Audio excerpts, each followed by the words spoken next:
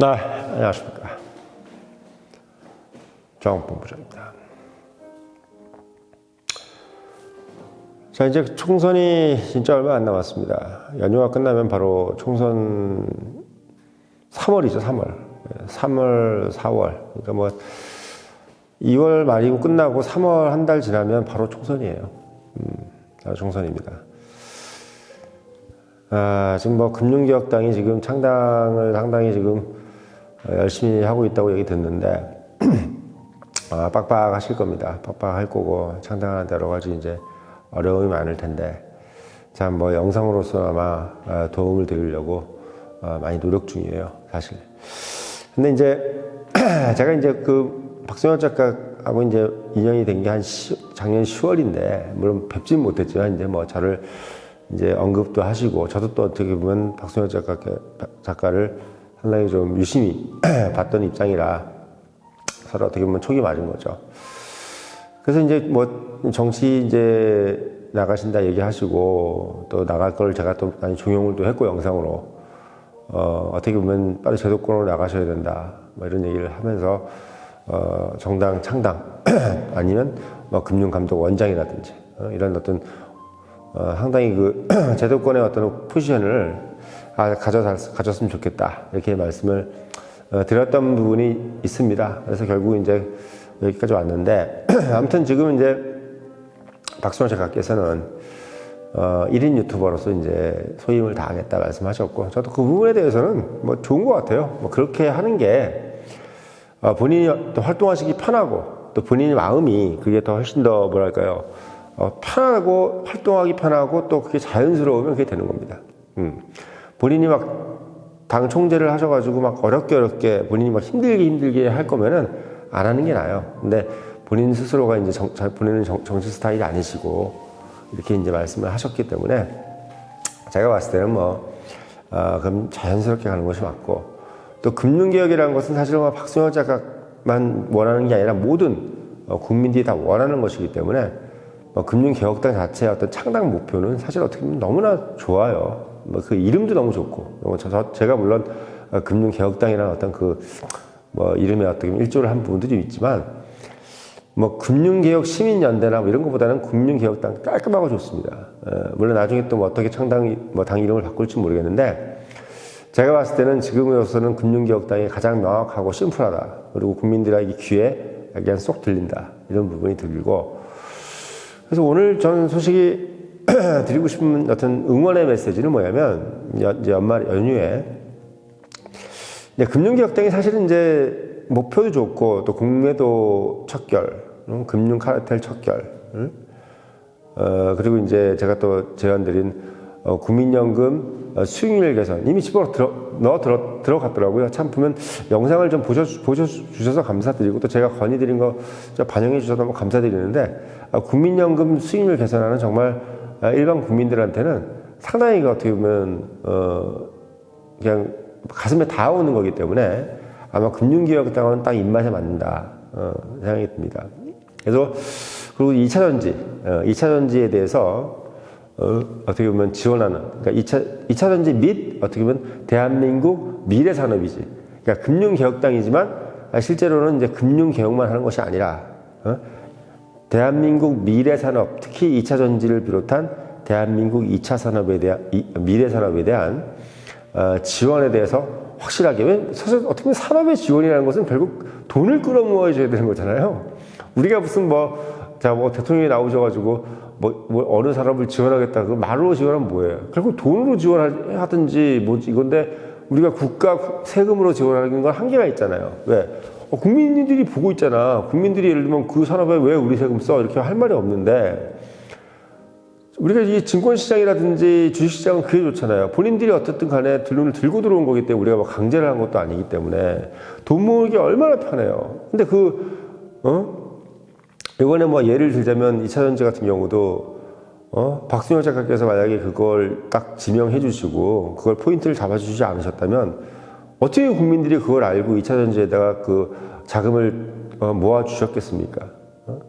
그 자금을 모아줬기 때문에 에코프로든 LG 엔솔이든 삼성 SDI든 SK온이든 비록 큰 재벌사이기도 하고 하지만 그 회사들이 원활하게 자금을 모아서 어떻게 보면 미래 산업에 투자하고 2차 전지라는 그러면서 또 어떻게 보면 세계적으로 또 탑 클래스에 드는 어떤 회사로 준비를 할 수 있었던 거잖아요.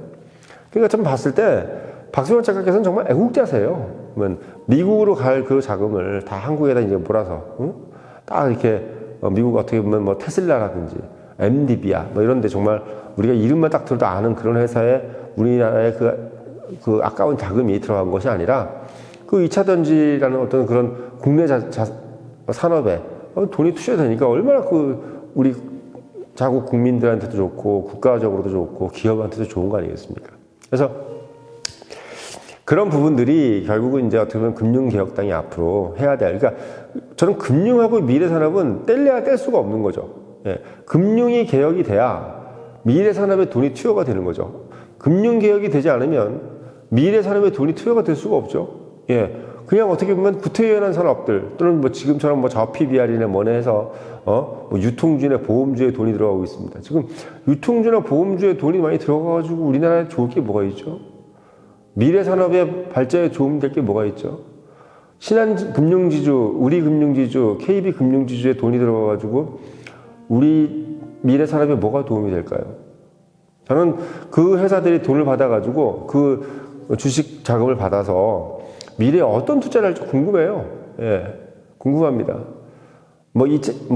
현대자동차 같은 경우도 뭐 모르겠습니다. 그게 뭐 현대자동차가 어떻게 해서 세계 1등으로 갈지 안 갈지는 모르겠는데 지금 우리가 세계 1등을 지향하는 회사들의 돈이 물렸으면 좋겠어요. 에코프로가 그런 거죠.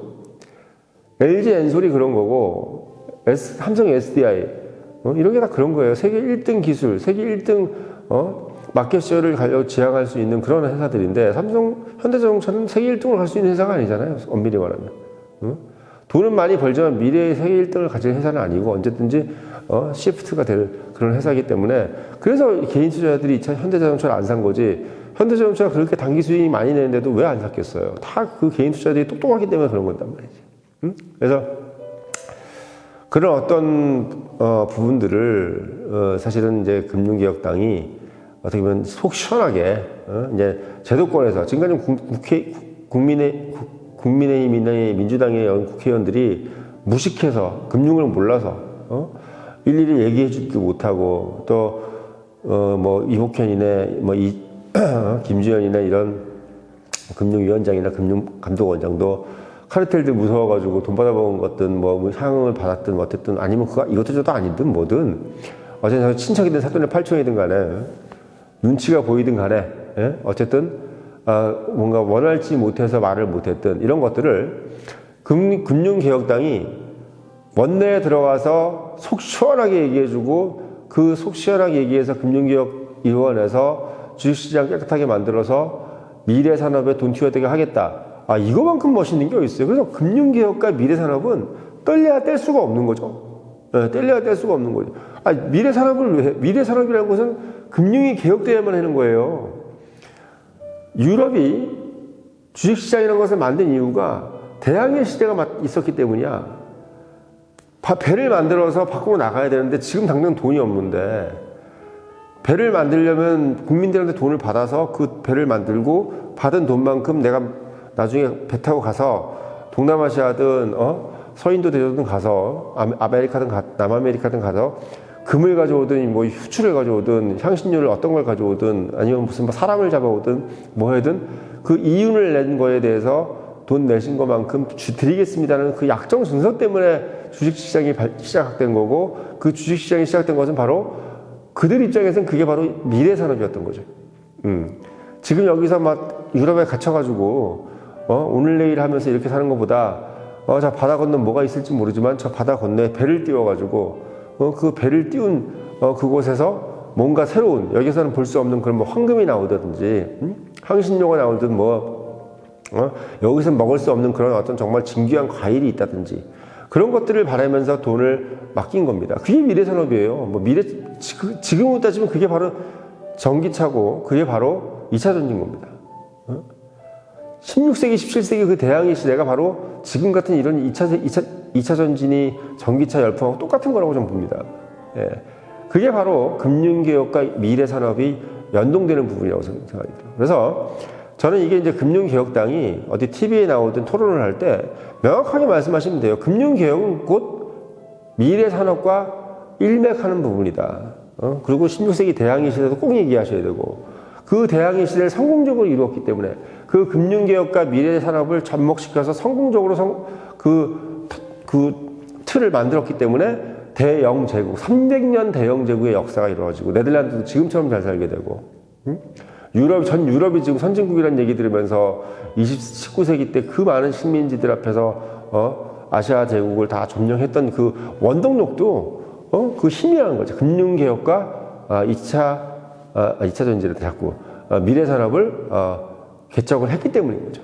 그래서 금융개혁당은 명실공히 대한민국을 한 단계 업그레이드 시킬 수밖에 없는 그런 표를 갖고 있는 정당이에요. 그래서 저는 박승열 작가께서 사실은 깃발 들고 나왔을 때는 사실 제일 1700만 개인 투자자들이 다 미래 산업을 위해서라고, 또는 금융개혁을 위해서 금융개혁당을 찍을 거라고 확신을 했고, 또 그래서 제가 말씀드렸지만 많게는 42석까지 싹쓸이할 수 있다.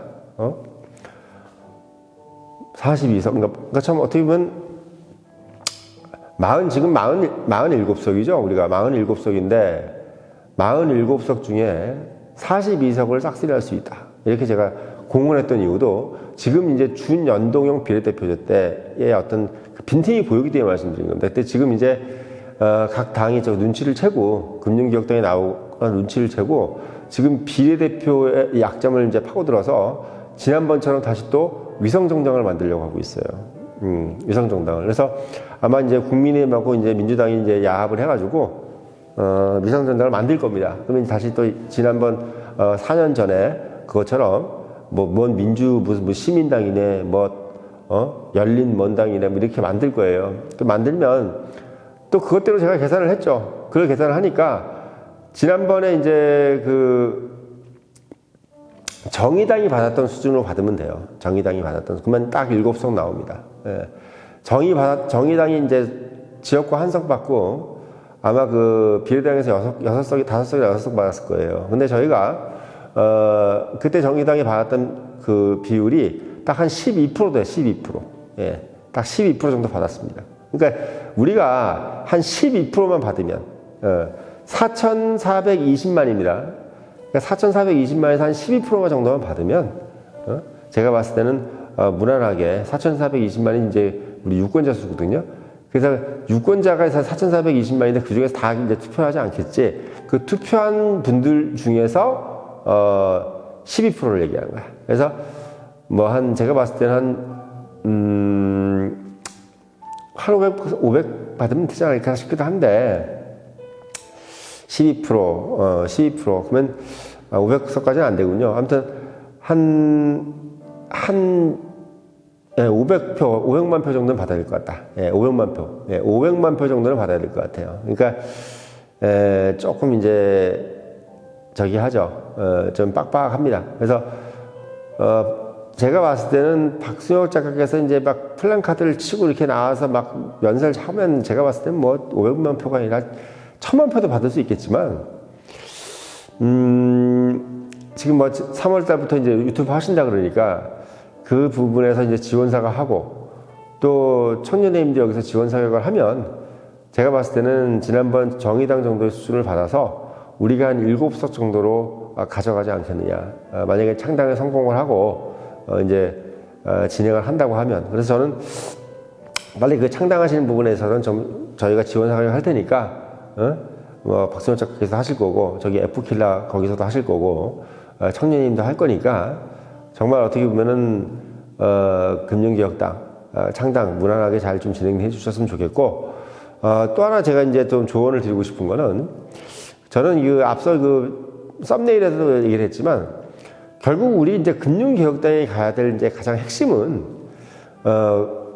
거대 여당과 야당이 되자는 게 아니지 않습니까? 어느 정도의 목표를 달성하면 또 해산하기로 한 정당이라고 또 박순호 작가께서 말씀하셨는데, 그러니까 국민과 민주에게 이제 당과 책찍을 주면서 저는 이제 좀 화끈한 보다 좀 실질적인 표가 있었으면 좋겠어요. 그게 뭐냐면 바로 국민과 민주에게 당과 책찍 주며 국민에게 한 푼이라도 더, 국민에게, 저는 이제 그 썸네일에는 이제 개인에게 한 푼이라도 더라고 썼는데, 이제 개인에게 한 푼이라도 더라는 것은 우리가 이제 개인 투자자들에게 한 푼이라도 더 이런 개념이지만, 이제 우리가 이제 금융개혁당이 이제 공당이기 때문에 뭐 개인 투자자들만 이렇게 하면 또 안 되잖아. 그러니까 당연히 이제 개인 투자자야지. 개인 투자자들한테 당연히 이제 넘어가겠지만, 국민에게 한 푼이라도 더라는 어떤 그런 표를 좀 만들어 주십사라는 생각이 듭니다. 이게 정말 국민들이 딱 이제 저는 선거 플랜도 많이 짜보고 또 뭐 제가 이제 캠프에도 참여해 봤지만 가장 귀에 딱 들리는 것이 제일 좋아요. 가장 국민들은 되게 단순해진단 말이야. 선거 박스에 들어가면 상당히 단순해지는 게 유권자입니다. 근데 국민에게 한 푼이라도 더라는 것은 정말 이건 거부할 수 없는 표예요.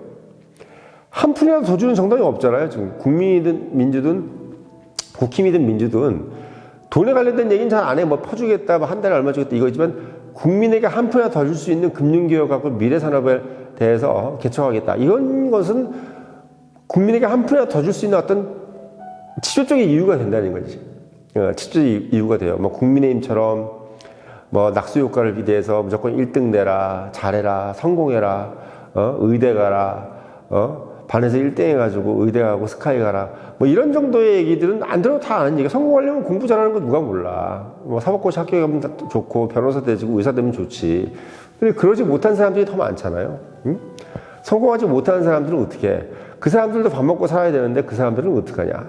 근데 민주당처럼 또 못해도 된다. 뭐 꼴등이면 어떠냐. 이것도 문제야. 꼴등이면 안 되지. 그리고 뭐 못하면 안 되지. 그럼 맨날 나라에서 밥 해 먹을 거야? 국가에서 다 해줄 거야? 그러지도 못했고 지난정부에서는 땅값만 올려놨잖아요. 집값만. 그러니까 국민들은 바른 소리는 맞는데 이 소리를 진행하기가 너무 어렵고, 민주당은 민주당대로 또 너무 뜬구름 잡는 소리를 하니까 또 안 되고, 그럴 때 국민들이 무슨 생각하겠어요? 금융개혁당 국민에게 한 푼이라도 더? 야, 이거 괜찮은 말이네. 바로 들어오지 않겠어요?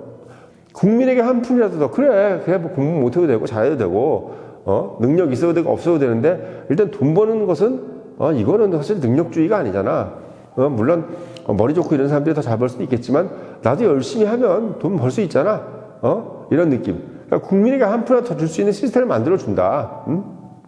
금융 시스템, 증권 시스템 만들어준다. 얼마나 좋아요. 너무 노력 안 했는데 우리가 지금까지 노력해서 못 벌었던 거를 시스템을 잘 바꿔줘서 관리해가지고 그 시스템 만들어준다는 게 얼마나 좋아. 얼마나 좋아.